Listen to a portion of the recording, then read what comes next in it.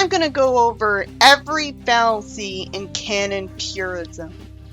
Canon purism is permanently hating every adaptation and 99% of adaptational changes in characters just because of the initial feeling of different equals bad, so that even a flawlessly written adaptation would get hated for one difference. How else can you disprove an opinion than by showing that it's only supported by a lot of fallacies? Taken from the fallacy description itself, if the only reason to accept a claim is a fallacious argument, accepting the claim anyway is unreasonable. And it's very easy to claim that an opinion is based on facts and be wrong. For example, you could claim French fries are entirely healthy because of the fact that they're made of potatoes. They use 19 fallacies after that, like when they're arguing against people. I'm mainly going to be talking about Sonic game purists in this. Appeal to tradition.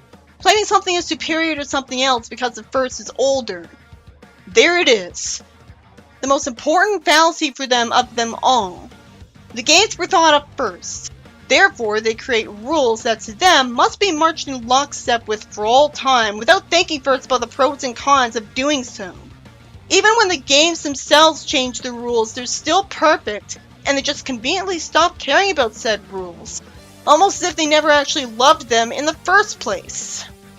Oh, why would anyone care that Green Hill takes up too much space on the Force's globe and is on a continent instead of on South Island? We were always at war with East Asia. If that happens in IDW, they'd be freaking out. They won't complain about animals not popping out of badniks and everything because heroes put an end to that for no reason. Who cares about Sonic's identity, right? I think they would more than anyone. So, if the games had Eggman stop being evil, they wouldn't complain and would instead try to impose that on the comics. Do they stand for Sage because she's a game character? Because the whole complaint about Sage is that she softens up Eggman too much. Well, the most extreme purist I saw is a Frontier stan. If you see a series screwing up the characterization or world, and are only interested in pushing your agenda again about one hierarchy of it being better, you don't care about its characters and world. Because even the average casual fan would have a problem. This applies to stans of ruined characterization in IDW too. I'm never unaware of when the fallacies apply to the other extreme. Sonic 1 might not have been the first Sonic property to come out. All I could get about when the Sonic 1 manga came out was that it came out in the same month of June as Sonic 1. But why would it come out the same day as it when it was meant to advertise it? And day 1 sales are important. And that manga had Sonic in a rock band as the lead singer in the first issue. Should I jokingly suggest that every continuity should do the same thing? But sure, the games were come up with first, and they weren't interested in Sonic enough to learn it came out before Sonic 1. Sonic being in a rock band was one of the earliest ideas in Sonic history to the point of getting rejected in the initial concept phase for Sonic games.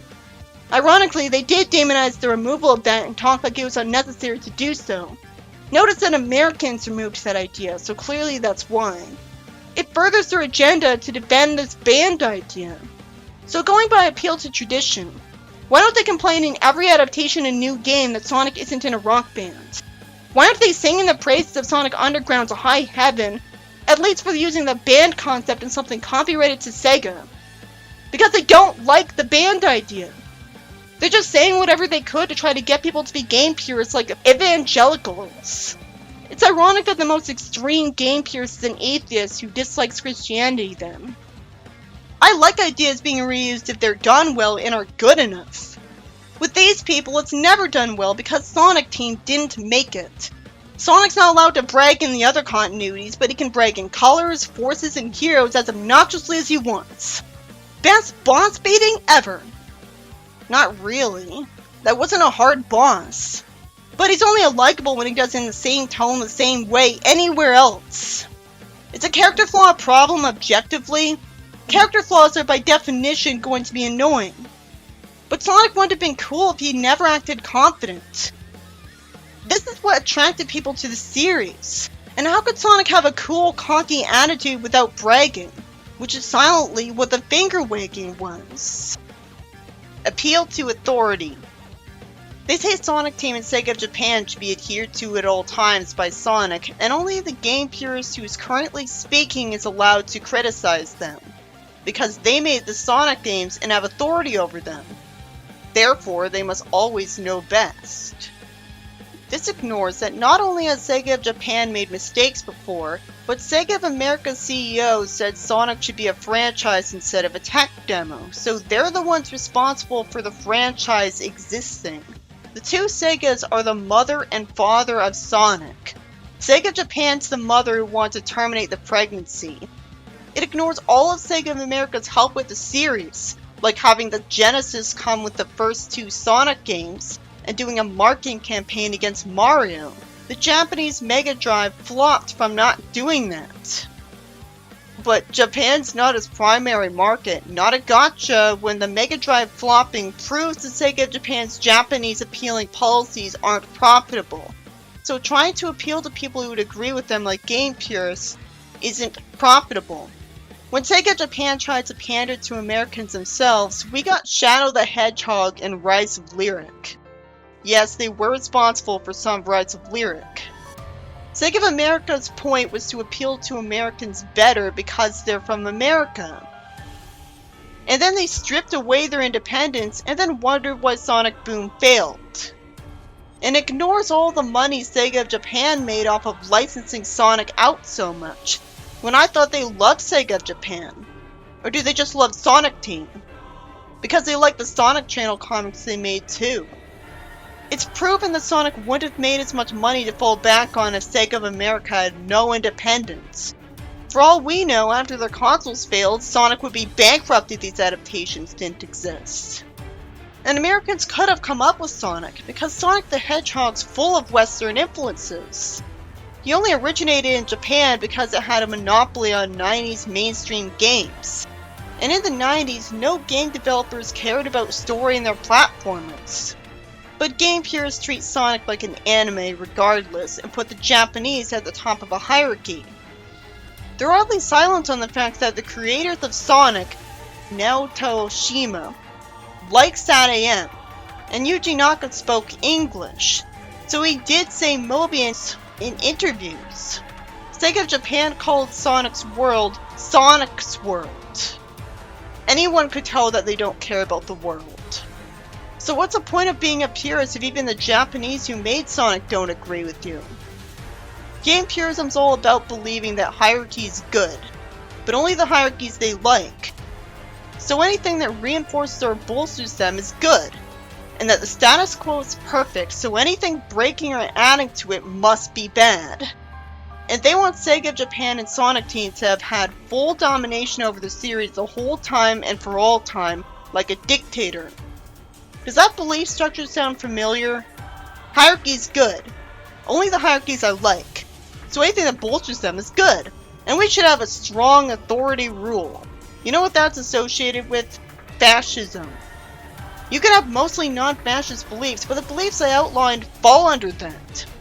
The dictionary definition of fascism is a tendency toward or actual exercise of strong autocratic or dictatorial control.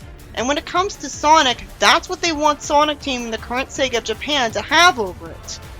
Treating every continuity equally like its own thing is equality.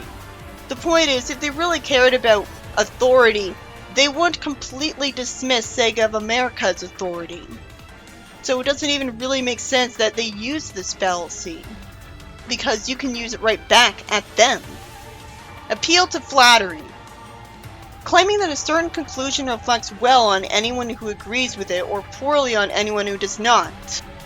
If they didn't believe that being a game purist reflected well on you, they wouldn't be game purists. That's why this is in the top section. Game purists all claim that no true Sonic fan isn't a game purist who can't take criticism of the games. The concept that other people can apply criticism out of love because they just want improvement is alien to them. Some of them must have had abusive parents if they can't conceive that you could insult someone without hating them. Appeal to ignorance. The claim that a statement must be true because it wasn't proven false, or false because it wasn't proven true, instead of admitting any uncertainty. This is then when they say something isn't like the games because they assume it never will be because the games didn't give them enough info on Sega's image of its world and characters to know better. You could use this to say that the echidnas won't be based on Aztecs after looking at the Sonic Adventures comic that came out long before Essay 1. Without knowing that was the plan for them in the games, it would look like that comic got them wrong. But no one had any way of knowing Sega's plan yet. They must have said before Unleashed that Game Sonic doesn't love chili dogs like Sad AM Sonic did first, because the games didn't prove that. They also stay in Lost World despite it having Tails be threatened with roboticization in the style of Sonic Underground and looking like he was briefly. So when the games do something identically, it's fine. Then how is an idea bad just because it wasn't in the games yet? SDC had the emeralds be something aliens used in space that happened to land on the planet. So at the time, they would have said that's not true because it didn't happen in the games, but Frontiers did that later. SDC did the concept of Amy fighting with a weapon first. You could look at that back then and say Amy would never fight in the games because she hadn't done it yet, and so the idea sucks. Most people like ideas in fiction without caring about where they appeared first. Game purists have said, how do you know that they needed Sega of America to have Sonic succeed? Despite in the same paragraph acknowledging that they told Sega of Japan not to have Madonna and a rock band for Sonic. Partially because they knew that having a human girlfriend would raise an eyebrow for most people, like it did for Elise. They conveniently leave out that the reason Sonic 1 sold 15 million copies was because of the American CEO Tom Kalinski's idea to package it with the Genesis, and just leave it at saying that Sonic 1's selling well is somehow proof that Sega of Japan did enough to humor America. Meanwhile, Sonic 3 and Sonic & Knuckles bombed in Japan, and it didn't have the same marketing campaign as the West, and they weren't packaged with the Genesis. Yet they claim that because you can't go to an alternate universe and see Sonic go the way of Alex Kidd because it was handled the way it was in more than just Japan, that absence of evidence is evidence of absence of Sega of America being necessary for Sonic to make it this long. Ignoring that Japan had the Genesis and 32X bomb, which proves how bad the way Sega of Japan's way of handling things is. The OVA not making it into a full anime. Only the West getting a third season of Sonic X. Sales in Japan usually being even worse, even after you account for them having a third of the population of the US, as well as the population of Canada. The Sonic movies all flopping in Japan. The same logic for respecting Sega of Japan applies to Sega of America too. Their difference is nationality. Do they believe authority should be respected or not? The only thing game purists actually believe is that their personal preferences are the only ones that should be respected with fiction. This is the result of anime fans getting into Sonic because they think of it as an anime and only emphasize it as a video game series to mask that because the games came from Japan first. Whose idea was it to have a separate Sega branch for America anyway? It was Sega of Japan's idea, because they're the original brand to exist. I thought they thought Sega of Japan was always right. But they don't think Sega of America should have existed? No, they think they should have said, you can't do that with our brands a lot more in the old days. Which means they don't even respect old Sega of Japan, and only claim to have convincing arguments for why old adaptations should be one-to-one. How many purists were introduced in the brand era? The era you start in can create a false impression of how a series is supposed to be. Maybe it's only Sonic Team they respect. But Sonic Team was never in charge of what the story of Sonic would be. The purists need to read a book called The Console Wars. Appeal to pity. Attempting to make someone feel sorry for either the arguer or the subject of the argument to convince people to believe the argument. One of their main arguments is you should feel sorry for Sega of Japan because other continuities have their own interpretations and new ideas that they could have prevented but didn't, because they disapprove of them and you should have empathy. But what about Sega of America's feelings? Why not feel sorry for people who get harassed for liking other continuities? How about if the people responsible for the adaptational differences got harassed? They deserve empathy too. So only the Japanese and game purists deserve pity? Not writers who weren't told enough stuff by Sega of Japan? Yet these purists would only see appeal to pity as manipulative if their opponents use it. Feel sorry for the board of directors of Sega of Japan that fired the American CEO for having profitable ideas they hated. Just because there's a few people who like one work of fiction and harass people who don't, doesn't prove that adaptational differences shouldn't exist either. If the logic is fans of spin-offs don't deserve happiness because there's a few bad apples and some are tired of the games, that logic could be applied to game purists don't deserve what they want because there's bad apples and they're all tired of other continuities. Some adaptational differences shouldn't have existed because they're bad. Usually I prefer the spin-offs like the games. They want to throw the baby out with the bathwater though. Circular reasoning. Such an argument can be simplified down to, it's true because it's true. They're like, everything but the games are bad because the games are good because Sonic Team made them. And so anything not made by Sonic Team is bad because the games are good. But they don't hate the Mario movie, which isn't exactly like the games. And every other franchise they like that isn't made by Sonic Team and is nothing like Sonic. And yet they still don't know why people like adaptations. Ask how it could be possible for Sonic Team to be incapable of making mistakes, and they'll say, because the games are good. They're like, most people who like something besides the source material hate the source material. Why? If you criticize something, that means you hate it. How do they feel about Sonic 06? Well, one of them literally said, I actually like the games. All of them. What about Spinball for the Game Gear? So they're either liars or crazy. What they actually believe is just, it's always bad for an adaptation to be different from what I'm used to and just the source material for the series I believe this about. Because fiction should only be catered to me. If asked why, they could either be honest and say, because I said so, meaning they're selfish, or make up excuses that sound objective by being broad. Because I said so, a variant of appeal to authority. This fallacy is more formally known as proof by assertion. This fallacy posits that something is true or false, right or wrong, simply because the speaker says so. It's also their defense for Tails bragging in Lost World not meaning he was egotistical when Sonic's bragging at EW means he's egotistical. The literal defense is, no he wasn't. That's all. They're like, maybe he wasn't. Well then maybe in other continuities Sonic wasn't egotistical either. And I'll try to explain why if I thought that. But any reasoning would still have it be a maybe. They talk about Tails if they think he's a real celebrity whose feelings are going to get hurt by people criticizing him for cowering to Chaos Zero. And so they must defend his honor, and one criticism of him not being the badass he was in the classics anymore is a blockable offense. The perfect solution fallacy. Rejecting an idea because it doesn't solve all addressed issues. If we can't fix it perfectly, we shouldn't try at all. They say the adaptations like IDW shouldn't exist and wish they never existed because even hiring new writers is probably not going to make them good for them. Never mind the joy they brought others or money they made Sega, which morally means it's a net positive that they exist, even if you don't like the comic very much. They only care about themselves. The perfect solution fallacy is arguing that a course of action is no good because it is not perfect. Like saying that the making of all the adaptations amounts to being no good because they're not perfect to them.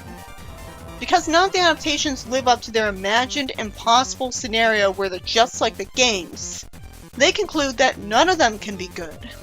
The fallacy being that of course an imagined scenario is idealized, so that's not fair to do a comparison on. It makes it impossible to like any of them. It takes a defeatist attitude to them that would have had Sega make far less money if they took it. So there's a reason they didn't let this get them down. Art subverting my expectations is always bad. Talk about missing the point of art. For millennia, even back in ancient Greek statue sculpting, the most beloved art has been the art that surprises the audience and innovates, while an artist that isn't creative or admires the status quo will bore people. Appeal to novelty is a logical fallacy where someone claims that a proposal, idea, work, or trend is better or more accurate than what came before, solely because it is newer or more recent. Game purists even do this. as whenever confronted with inaccurate characterization in the games, they deny it's inaccurate at all. Which has to be because of this fallacy that because it's the newer characterization, that means it's accurate, because it was Sega of Japan updating them. This ignores that it's still inaccurate to their BIOS, not to mention their original characterization. So if Knuckles in a new game became a fruit salesman and says he's never guarded any emerald, it'd be accurate. Amy not being Amy anymore will be defended as being an updating of her for sure. She was updated for modern times because feminists took issue with Amy Rhodes being a bad role model for girls, and fans found her creepy. I don't miss her creeping Sonic out obviously because I care about Sonic. So I'm not saying it's always bad to change a character, but it's not good just because it's new, and it's still not accurate to Amy. And no, updating her generation's bio didn't make this okay. That's revisionist history censorship that still doesn't change the fact that she wasn't always like this, and it's never explained why she changed. They deny Tails being egotistical in Lost World with just, no he wasn't, even though his character bios debunk the idea that he should be bragging to himself. Sure, he bragged to Sonic about his biplane SA-1, which must be to make sure he stays proud of him, but he would never brag to himself as he's trying to reprogram the roboticizer in a completely straight-faced way with nothing in his tone implying that he's only kidding himself. No nervousness at all. And if you feel the need to insist that a character's trait is just a facade, it looks like you're not comfortable with it regardless of whether you're right or wrong. I said this about how Sonic's too egotistical in the movies and the novels and the picture books based on Saturday. Their insistence that Sonic's humble based on cherry-picked evidence like him looking bashful in a cutscene for a recent classic Sonic game means they aren't comfortable with him being cocky even in the games, or else they'd say nothing of the sort and only compliment him acting arrogant. Cocky in French is translated to arrogant. But being confident is one of his core traits from the start that got Sonic popular. Being bashful or even skeptical of praise is from insecurity. Obviously out of character for Sonic, who bragged his way through forces. But because it's new, they make too big a deal out of the superstar's out of character moment that makes no sense for the guy who wags his finger in the classic era and looks confident on the title screens and boasts that he's gonna crack this Eggman wide open. The best boss beating ever guy. Isn't humble brag an oxymoron? Their entire basis aside from appeal to authority for supporting this is it's new, and thus an update. Downgrades are also new, and yet they'll never apply this logic to adaptational changes, because Sega of Japan, their lord and savior, can't downgrade. So despite how their criticism of newer writers appears, they aren't against standing up Flynn for being Stannon. They're against it because it's a different god than theirs. I never thought they'd fall under this fallacy because the stands of the newer continuities are the ones most guilty of this. But what else do you call them doing stuff like seeing Cream cower from egg ponds with cheese for several seconds until Knuckles saves her, and not calling it out as disrespectful or out of character? They must not see it as out of character because it's from Sonic Team, so it's updating her. Even though that same game had her fearlessly jump into a portal to go fight a mechanical monstrosity. The cowering has no place in even the game it was in. They also defend Knuckles not guarding the emerald like he's supposed to. After Sonic 3, he would have learned not to stray from the emerald. So saying it's in character because of Sonic 3 when the point of the game was he learned Eggman would stay away from his emerald would be like saying Amy trying to beat Sonic up again to get her to marry her would be in character. Or Shadow wanting to destroy the world would always be in character because of SA2. And yet nobody liked it with King Shadow, because he was regressing. So why is that only bad when the comics do it? If Sonic Team did it, they'd only briefly insult it at best. Character development is just a positive way of phrasing a character's out of character from how he was earlier for a reason. And they do it without any evidence that his carelessness is good and thus not character derailment, and that there is a reason. And how is restating what other people say about Knuckles refuting their point? Game purists whine about RG fans doing that when they say it wasn't meant to be like the games, because that's what they're complaining about. RG fans are saying that in a nice way, in the same sense that Transformers wasn't meant to be like Sonic. Game purists are saying that the game characters now are off as a compliment. The only reason you would say it's a good thing that Knuckles was smacked by Amy in Generations as comedy relief and was carried away by Flickies as comedy relief when he was taken seriously in Sonic 3, aside from you hating Knuckles, would be that it's new by Sonic Team. Therefore good. How far does that go? Knuckles could beat up Chow and they tell you to stop whining. Best case scenario, they'd complain once but then stop minding. Like how they were with the changes to cutscenes in Sonic X Shadow Generations.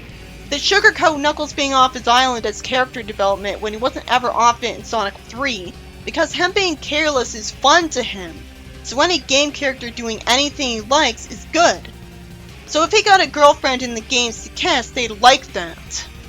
But only when it's the games, not because they share in the happiness of any characters. But they hate Julie Sue. They rip apart the idea of Surge having any off-screen character development that would justify her being different than how she first started, because it was off-screen. They don't whine about him still guarding it in the Sonic Frontiers short, by the way. I thought they just said that was out of character. If it was a comic book not published by Sonic Team, they would. I know, because they do complain about Knuckles being glued to the emerald in IDW. If the fanbase was just them, then Tails and Shadow wouldn't have been playable in SA2. They were playable because fans complained about them not being playable in their original idea for SA2. They won't accept any explanation for Surge's characterization that's not explicitly shown. They insist she couldn't have been told anything about Sonic's adventures because it wasn't shown. No one saw Professor Pickle inform the people who were scared of Dark Gaia's monsters about Dark Gaia, so they'll know what the hell was going on, realistically, because he has compassion. Therefore, they never thought about why the general public would know about Dark Gaia. This took me seconds. They would have figured this out if they weren't in bad faith. Also, the movie Tails spied on Sonic with technology from another freaking world somehow. At that point, Starling could do the same thing for Sonic and Eggman, and he'd make sense to Stalker. Starling never saw Dark Gaia as far as we know, therefore Surge couldn't know about it, because off-screen stuff can't be canon if it defends the comics.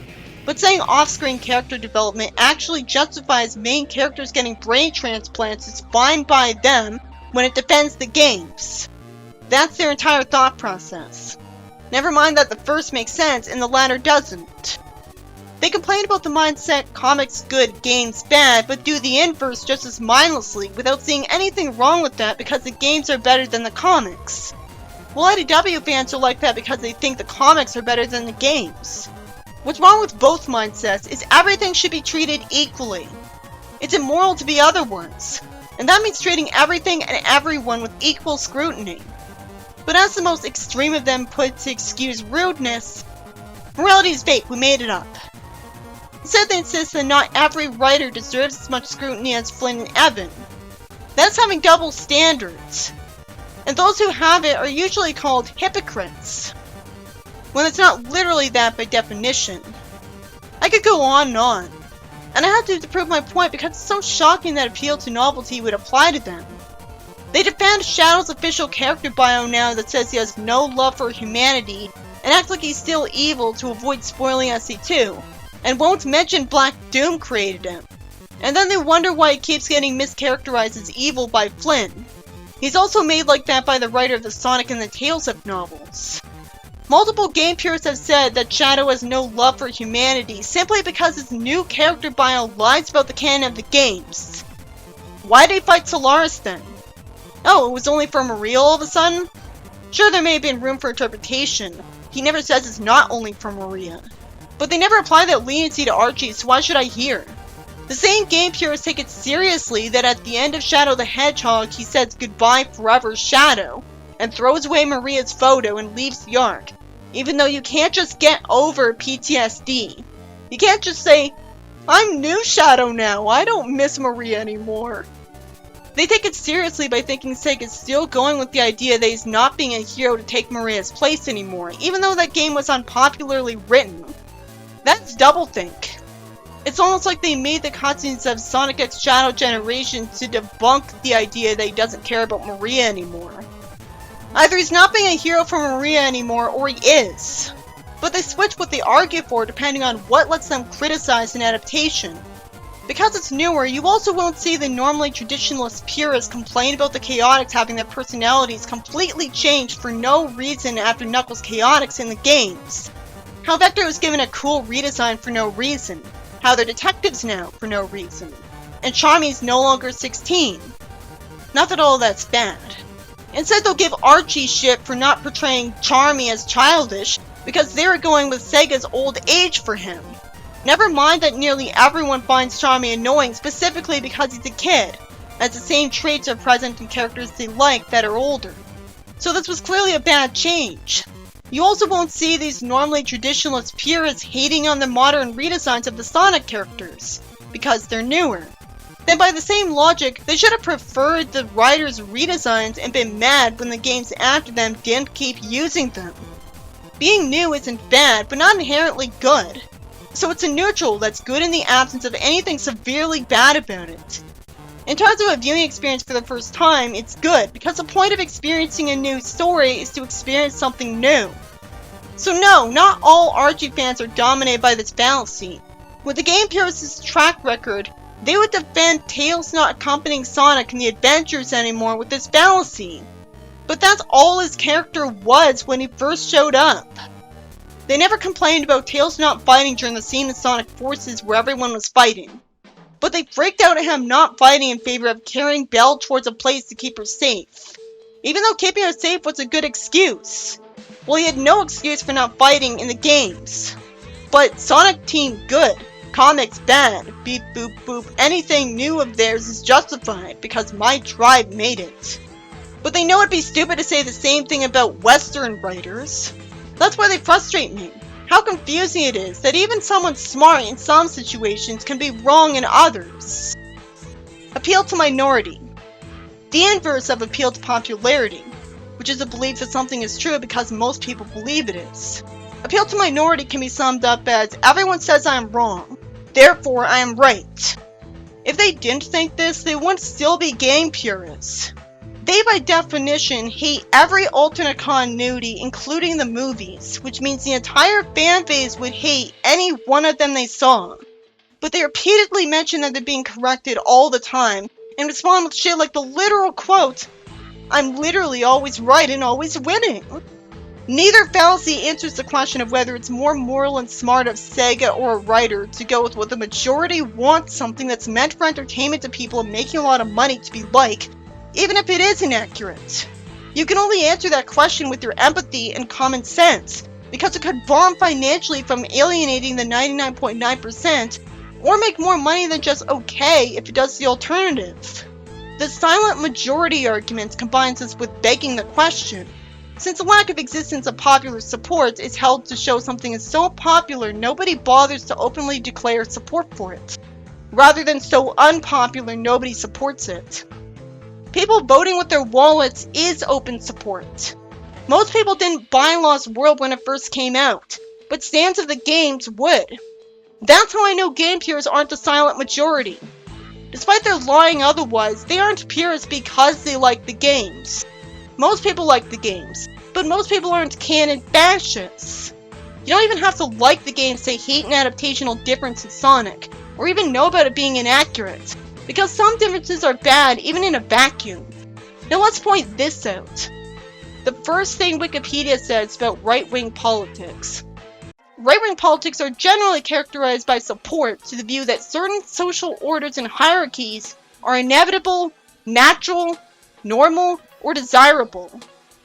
Hierarchy is wanting the source material to be on top, and everything else, and the characters from everything else, to be treated like sewer water. Confirmation bias, also known as cherry picking. Presenting or accepting only data that supports your predetermined position, and ignoring data that damages your position. That's almost any time they demonize other adaptations and worship every game. That's them insisting that Sonic is humble instead of confident based on cherry-picked data. They never admit anything's good about Archie. They almost never admit any adaptational changes are good. Meanwhile, I'm perfectly happy to admit when the game purists are right. I agree with them all the time. Everything except most things. A generalization with so many exceptions that what remains is less than impressive if useful at all. They say without hard evidence that all of the adaptations have no respect for the source material and were made by people who hated it. Because to them, even one difference is usually unacceptable and means that. None of them are anything like the games, huh? None of them are respectful, huh?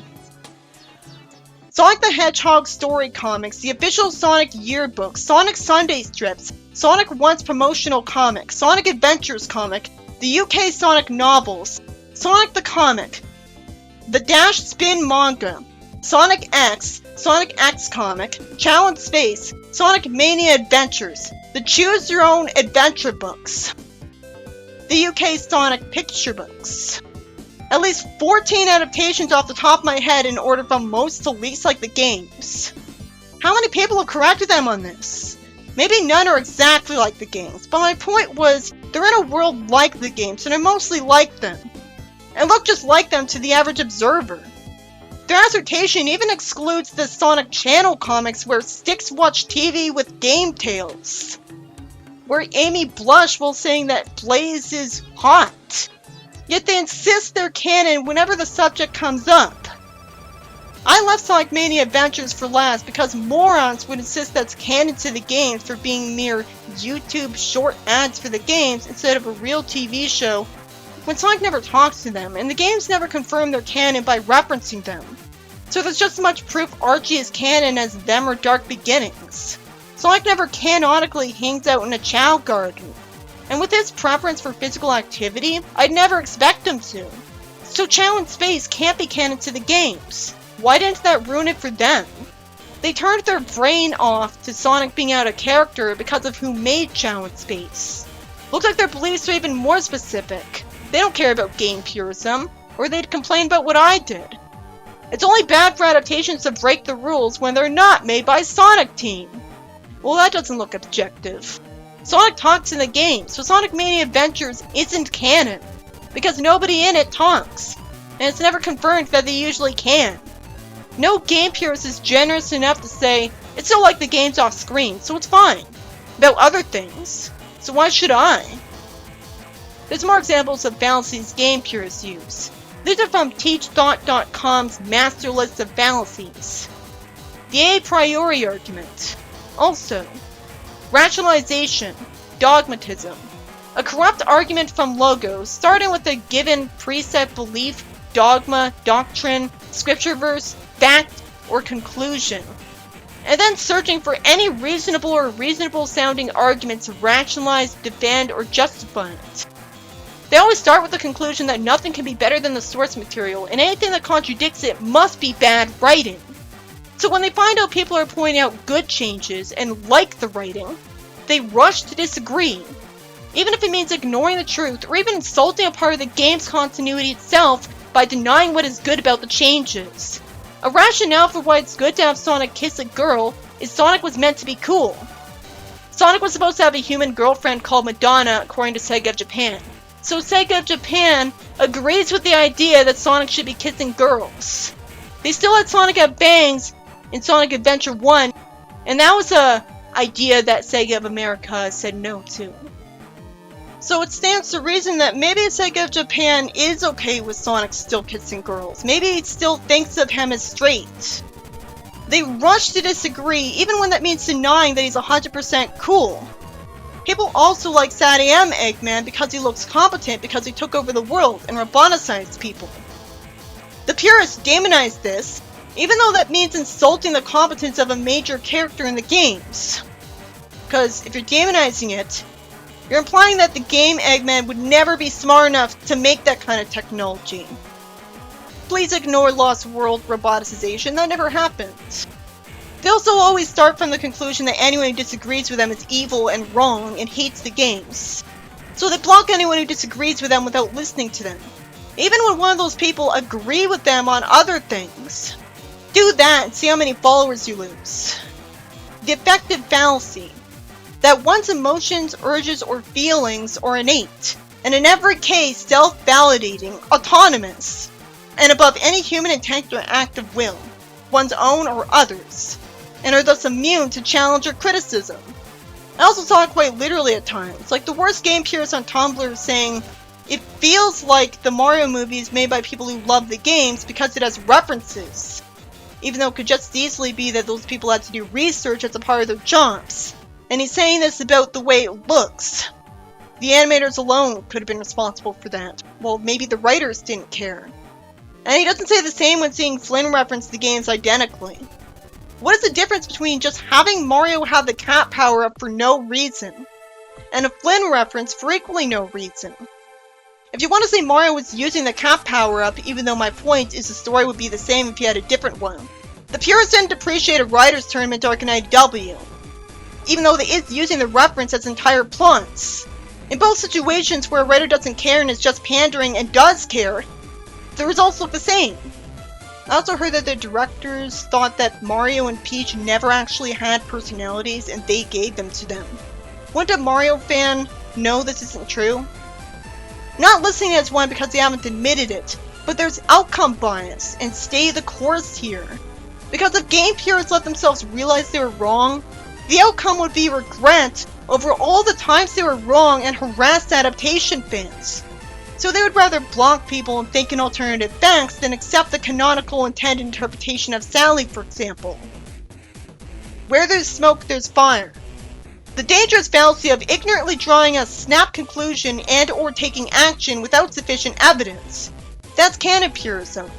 Always assuming an adaptation will be bad, because it's not 100% like the source material, or because it's even an alternate continuity at all. The most extreme game purist I've read a lot of.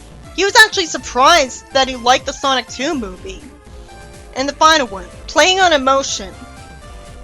It's an issue that they use the word adaptation in the first place instead of alternate continuity, because it tries to manipulate you into expecting that it should be just like the source material by implying it was adapting it. They say adaptation in this manner even while ignoring the fact that Archie was an adaptation of Sad AM, not the games, which they know about. Probably because they weren't allowed to adapt the games. That's the good faith assumption. Adaptation fans are more likely to use the word alternate continuity instead. Their whole ideology is sort of trying to appeal to fear, as if they're intimidated by the very idea of the source material being portrayed differently, and want you to be too. They talk as if it's something to be afraid of. Meanwhile, there are 25 fallacies they use against people from being stans. This is gonna be another video, because my throat is sore. But here's all of them right now.